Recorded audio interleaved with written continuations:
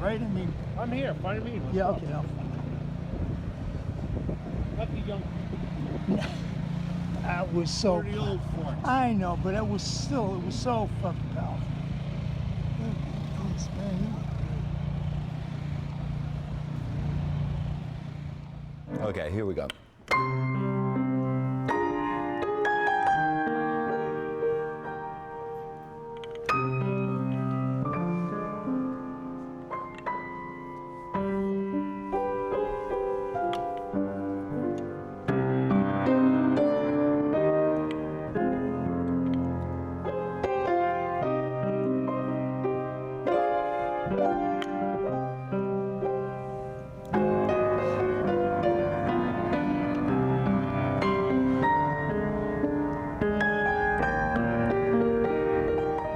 Part of the prep was coming to Abel's apartment every night around 10 or so. I think I would come over and I would put in videos that I was thinking about or wanted you to look at. I would just sit in your room. You would go off and do things. You didn't mind having me there. And I worked at your apartment. I don't know if you remember, but I went there every night and worked there. And part of the night thing, I mean, I'm a night owl anyway, but walking home New York like at 2 in the morning, that was part of the prep, you know, feeling that night life. Pixies, some of the Pixies songs, Debaser was a song I would listen to a lot. You know, I was going out with Mike Imperioli, and Mike loved that energy and was with me. You know, we'd walk around New York at night and think about the addiction and think about, you know, I would share with Mike remember when I found the movie about the lions killing the wildebeest, and it reminded me of the last scene in the movie, just that animalistic kind of carnivore feeling, you know, kind of that natural element where in the natural world it's neutral. It's not a good or bad thing. It just is. There's not a judgment to it, that the predator is eating the prey, and there's no point of view from predator or prey. It just is. And it had that feeling, that last scene of it just is. It just... Hit a slate, please. Sec for... Just clap your hands. All right, so what about the cast? When I came to New York in '88 and I was working at the Public, that was my first play in New York, Walken was doing Coriolanus, and we would all share the same green room. And my theater was down below, Walken's was above. There was a lot of drumming in his. Anyway, I got to see Coriolanus many times, and I got to be around Walken as he was preparing, you know. So that was my first experience with him. I'd already loved his work as an actor anyway. So I got to see, I mean, first of all, I think he does classics the best. I think he does classics the best out of most anybody, actually. And one of the reasons why is I think the instinct that he has, it's his unique point of view. I mean, it's his authenticity. It's his, and there's some authenticity has been on my mind lately, how important it is. And he's got it. And how do you define that? Well, I'm not sure, but I do know that if you connect to your truth, to your authentic truth, that it becomes universal. By getting into the specificity of your truth, it almost becomes universal. It's this really deep thing that happens, you know? And you'd think almost by getting so specific to you, you would be getting narrower so that it doesn't connect everybody. But by going into the specifics of your truth, it becomes universal. It becomes so deep, it connects to the whole root system or something, to everybody. Anyway, he's got it. He's got it. There's a sound man, everybody. We're going to come. Yeah, maybe you want to back, you got your stuff in the back? Yeah. Yes, sir. Why don't you back down here and we'll go in here. Okay. All right. 3, 6, 4. No. No, you know, no, nothing.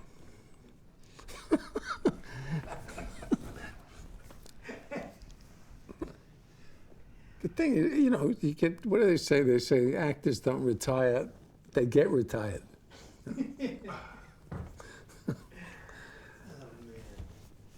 The phone stops ringing, you know. You know, to find parts for people, you know, when they get into their 70s, it's, you know, you're going to be somebody's grandfather or, you know, their uncle, or it's got to be certain things, you know. I never was the lover, never, but especially now. You'd be awesome. You could say like 600,000 shades of gray.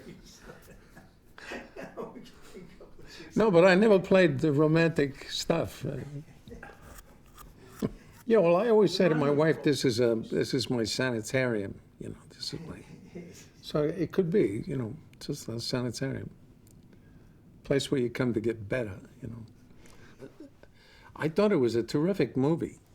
And I love vampire movies anyway. I've seen every vampire movie. It had really original things, you know, in the way of vampire movies. That party at the end where the vampires invite a friend. I never saw that before. But there was some point in the party where somebody did something or Julia, they gave her. and everybody sort of bites their guest. It was one of those things I read somewhere that there's this connection between what makes people laugh and what makes them afraid, that it's almost the same thing. That when people laugh, that there's something about being afraid connected to it. That when we smile, that what we're doing is showing our teeth. You know, it's like animals, when human beings smile, that there's some connection to being scared. I thought that was, because that scene is hilarious and it's scary. I mean, it's like the two things are the same. And then, you know, my character was very interesting. Julian Schnabel let us use his house, remember? All that's torn down, you know, he built something else in its place. Yeah. So all those rooms, you know, with the big paintings. Yeah, no, It's all. in that elevator, that fucking elevator. It's all. You're right. That's gone. You ride in that elevator. Yeah, that was a very dangerous elevator. Remember? Yeah. Nothing to protect you. You had to make sure you wouldn't want to fall over on that one. No, forget it. No, that's a very good vampire movie. Yeah, but I get asked that though about a lot of different parts, and the truth is, I learn the lines. I don't really ever think about the psychology of anything. I think it's probably because I never studied to be an actor. I used to be a dancer, and when I started to get acting parts, you know, I learned the lines. I never think about, you know, what would it be like to be a vampire? You know, I have a theory about movies that if you're an actor in the movies, that if the script says that you're whatever it is, and if the people around you treat you that way, you kind of are whatever it is you say you are until something happens that throws that off. You know, that the audience will accept whatever you say you are. You know, if I say I'm a vampire or a billionaire or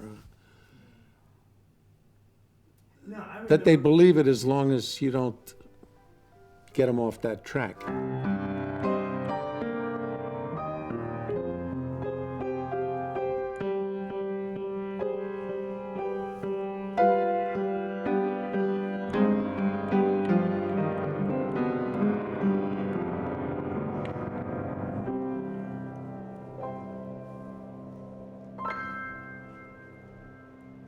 All right, bravo. I can't clap because There we go. there we go. Very nice, very nice. This crowd of thousands of people. What else do we got, Abe? So, no, I remember you had just gotten a piano. You remember you just gotten that grand piano? Yes, right.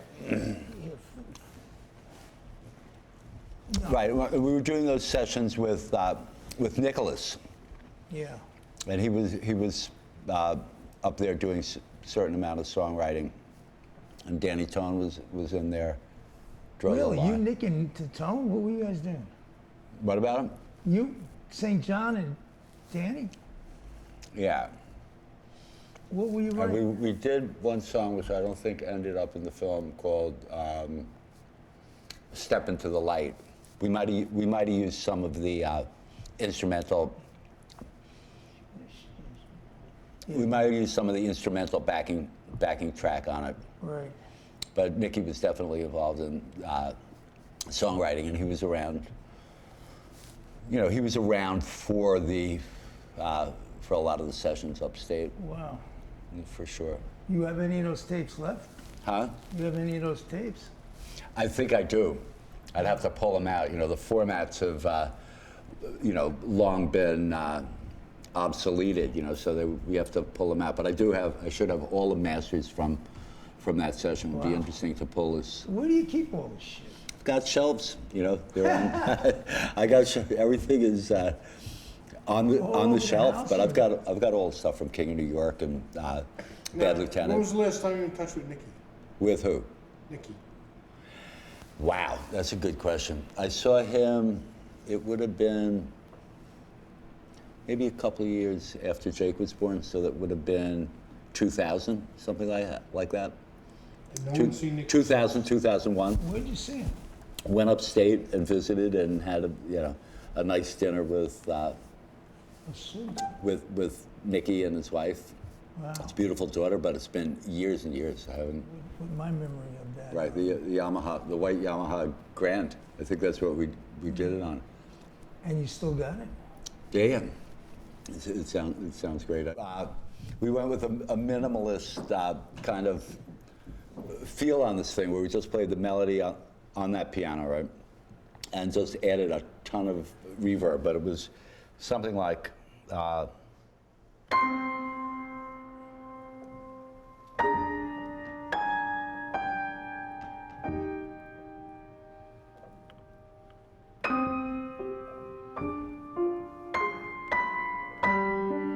Yeah, that's right, with the great Philip Seymour Hoffman. How well did you know him? I knew him very well. I got to be friends with him. And he really was a great actor. Terrific. I worked with him on Montana. Terrific actor. Oh man, he could have been doing it for the next 50 years. It's interesting, to die that way, because I would go to dinner with him, and he didn't drink. You wouldn't have him. He'd eat his dinner, and he didn't want any wine. And I had no idea that he was doing that. It's really tragic. I knew that for me, knowing that I was an alcoholic and continuing to drink for who I am was killing me, was killing my soul. I could not tolerate it. Did you need it to act, or did you? No, I didn't, no. No, and I remember all my favorite actresses like Geraldine Page, or I would always want to know if they were an alcoholic, because I was very ashamed of it.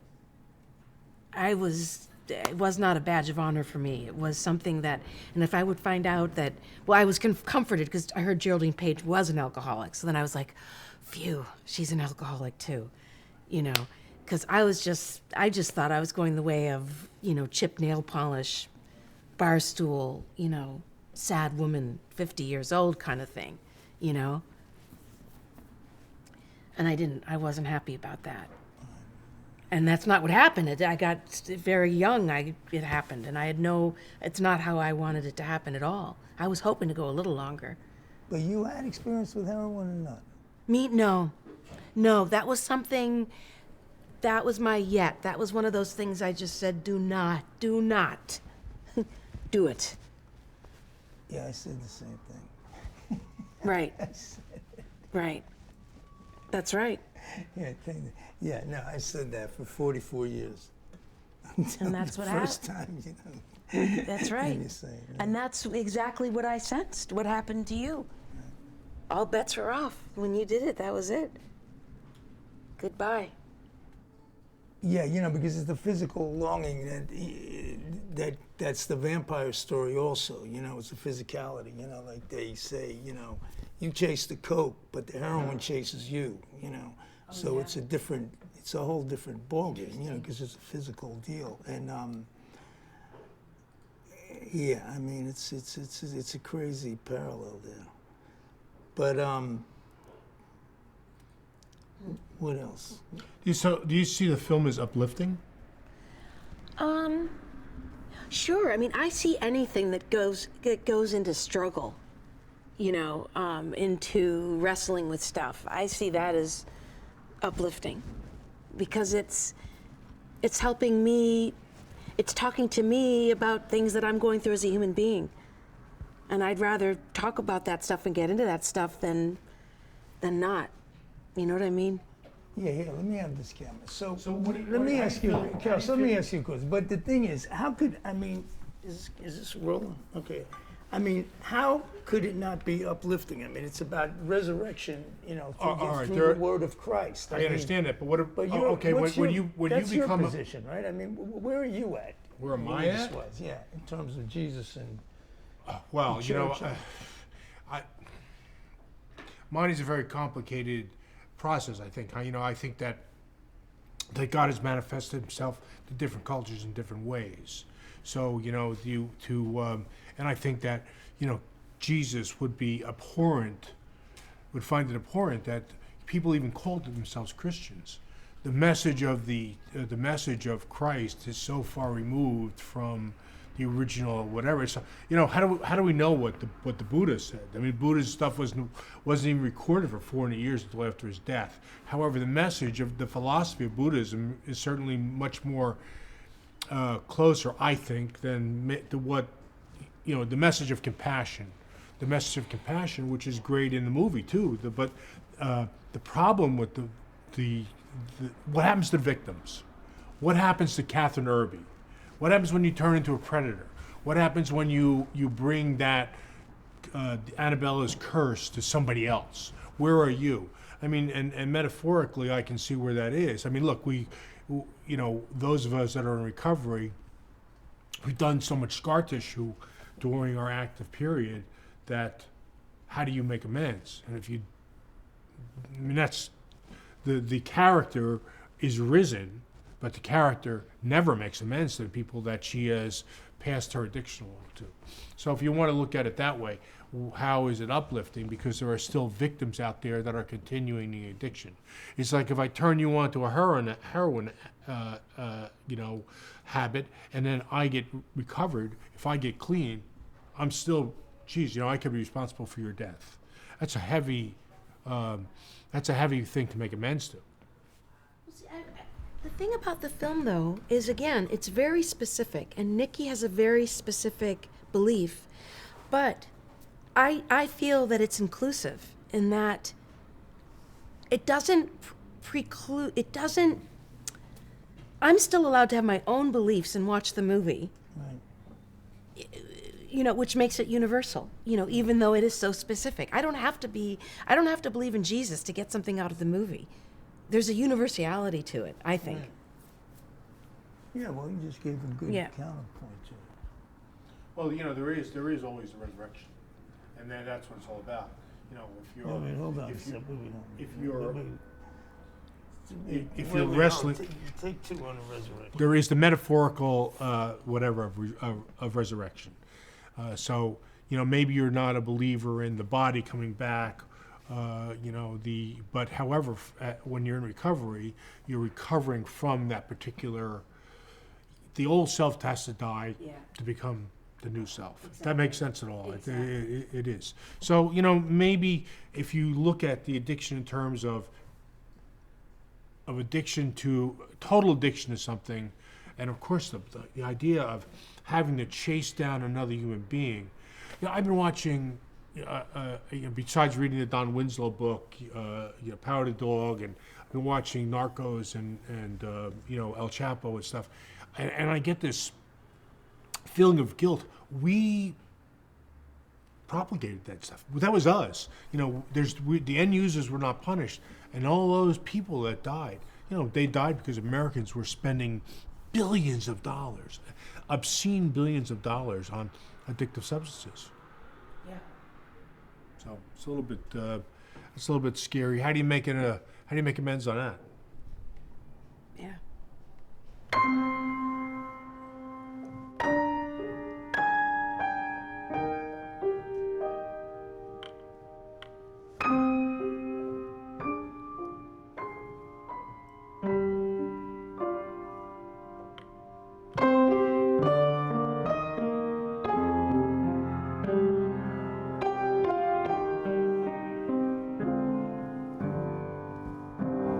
It's taken from a Bach piece called, in German it's called Komm süßer Tag, which means, I mean, it's a melody. The actual piano arrangement is something like.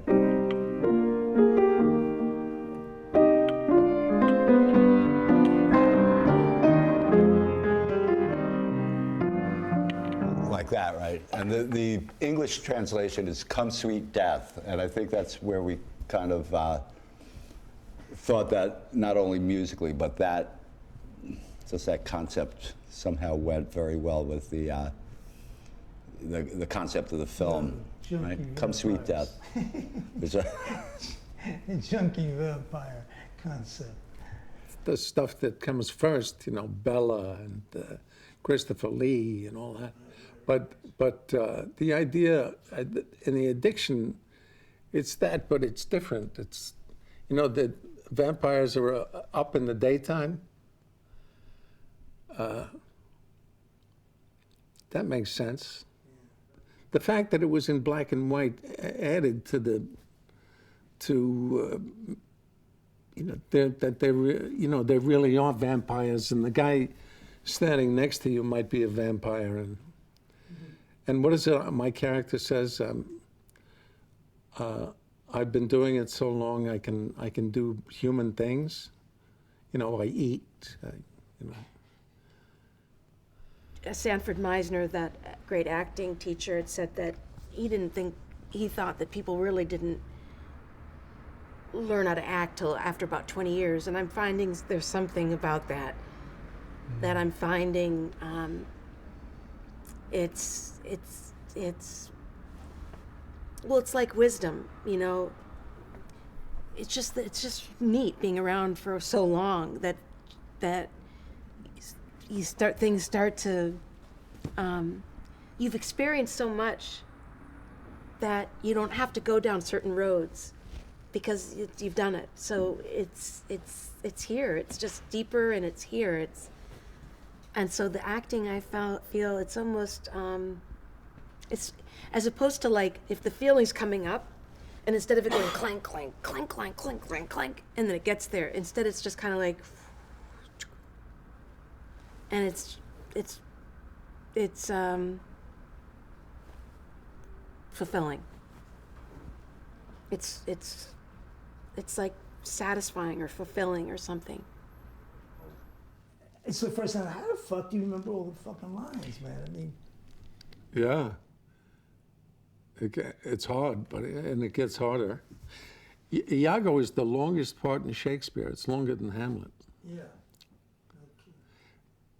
I had a tape recorder. I put it all on, and when I would play it, it was 40 minutes, I think 40 plus minutes of nonstop talking. And yeah, you're right. You played in your sleep. But the scary thing is to walk on stage and hope you remember. Because there's no guarantee. And there's no prompt that people aren't. There's no. It's not like high school where they go, You walk out and you think, oh, I hope I remember. And what happens when you don't? then it's you been in really, that spot? it's Have very you ever been in that scary. spot? Absolutely, totally scary. And you can always touch that. You can always. No, Bring I mean, that. it still is painful and there's struggles and all that, but it's sort of like, well, you know, I mean, what are you, how old are you? Too old. No, Come on. 66. Okay, so, you know, I mean, there's stuff that when we've been around, there's just some neat stuff that starts to happen. You know, you just know some stuff. And it's, you know, you become more of just an expert at life because you've just got more experience.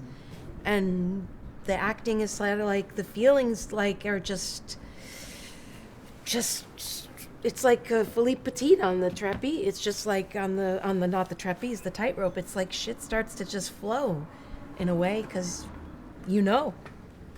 And it's pretty neat. Has anybody ever made a movie? You know, always it's the script and then you get the actors. Has anybody ever gotten a bunch of actors who were, you know, sitting around and said, okay, we got 3 men, 4 women, you know, 2 old guys, 2 young guys. Write a movie for that. You know, I want to start off doing like we have a thing and we shoot a scene. And then, you know, the editors are cutting it and we're looking at the stuff and then we go to another scenes depending on the scenes we shot and that. But, you know, any producer, even the rock and roll producers I got, like, I tell them that. They're like, you mean there's going to be no script? You know, there's going to be no script. I talked to a couple of my actor friends, they're not, you'd be game for that. You know, like we have a premise. Yep. And then we start shooting it. And then based on the scenes we shot, the stuff that works, the editor is working, we're shooting, we're all doing it together. Chris, we got to try it, man. We all put up some, but we say, I want to take the other thing. I want to pay for myself. I want, my big concept, you know, like the Jackie Gleason deal is, we do all that. We put up the money, sell it. We have the one hit that we never have, and now we, you know, and that's the payoff. And there's your retirement fund, you know. But there's nothing to stop us. So, yeah, think about it. Yeah, I am. That's why, you know, it was so important to make it up here. We had the blizzard of that. What else was there? When do you fly back? I got to be at the airport at 3 o'clock. Today? Yeah. So, Okay. yeah, I mean, what else? Come on, I mean, what else? You got anything on your mind? I'd like to sing a song for you. Are you still doing the trapeze? Not as, I haven't been doing it as much in the past year, but yeah. I mean, I fly still for sure. You still fly down Yeah. in Brooklyn? Yeah, I fly wherever I can. Oh, yeah, right. So, wait, tell us more about that. What's your circus background? Oh yeah, I mean, I fly. I discovered a rig in upstate about 7 years ago or so, and I got the bug. So I just love flying. It's a great trapeze is a great metaphor. I mean, there's a lot of shit to work out up there, you know. And it's like it's 8 seconds, and yet it's from taking off to being caught is 8 seconds, and yet the amount of stuff that you can learn in those 8 seconds. First of all, consciousness. Like, I didn't know from when I took off to being caught, and when the catcher said, "What did you see?" Nothing. I have no idea what happened from when I took off to now. I don't know what the hell. All I know is I'm here right now. And then now you could say, did you see that red pole as you were flying? Yeah, I saw the red pole. So the consciousness that started to happen through the years of flying, now in those 8 seconds, whereas before they were unconscious, and now I have consciousness while I'm flying through the air, an awareness and an ability to adjust, and it's really cool. It's really cool. You teaching the baby? Huh? You teaching your daughter? Yeah, she flies. And do you fly with a net or without a net? Oh God, honey, a belt and a net. No, because I'm not stupid. No, I got it. No, because you could break your neck. It's also getting older, knowing about limitations. You know, I don't do something like, I know I'm not 20, so I don't try to do something You're that not you would do as a indestructible. 20-year-old body. You're not indestructible anymore. We used to say when I was parachuting, you know, if your parachute doesn't open, you get the rest of your life to learn how to fly.